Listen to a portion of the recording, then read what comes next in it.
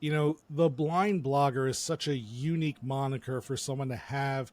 Tell us a little bit of how you started with that and where you're at these days with your digital media adventure. Right. So you know that I started life as a Carnival owner. After my dad's death, I transitioned to brokering used rides on the internet. Uh, as social media came along, I was building a community there. And as a former shorthand, people on LinkedIn and Facebook just referred to me as the blind blogger because in 2009, 10, along in there weren't a lot of people with disabilities, period, on the internet. And very few of them were putting themselves out there as openly as I was.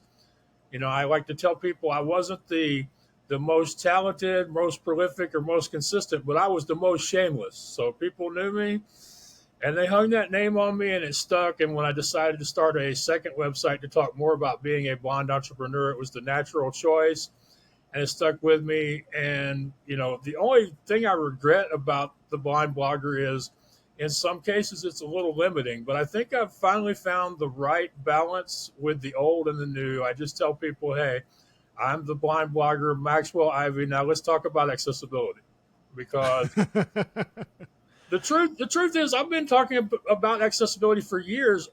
It's just I'm surprised you and everybody else didn't tell me that that was what I was doing while I was doing it because up until 4 years ago, I really didn't realize just how much of an impact I was having, how big an advocate I was for making the internet and content on the internet more inclusive. And it was only as I started to get work thrown at me, basically, in the area of writing on the subject of accessibility that I realized, wait a minute, I've been doing this stuff for 17 years now and I am the expert. And it's about time I lean into that role and start to be recognized for it more directly and get paid for it, of course.